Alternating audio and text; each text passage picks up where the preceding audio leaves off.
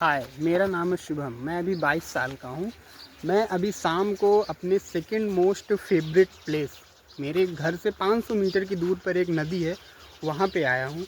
यहाँ पे शाम के समय अगर आप आते हैं तो यहाँ का जो नज़ारा है बहुत अच्छा लगता है।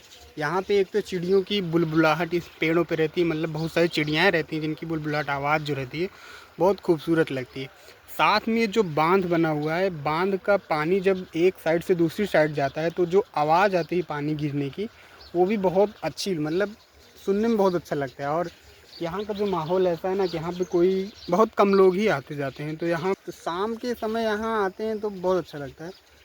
बाकी इस भाग दौड़ ज़िंदगी में बहुत कम लोग हैं जो अपने लिए कुछ टाइम बचा पाते हैं शाम के समय। मैं भी 4-5 दिन से आने का इधर कोशिश कर रहा हूँ, बट आज जाके टाइम मिला कि मैं यहाँ पे आ पाया। बाकी मिलते हैं नेक्स्ट ब्लॉग में।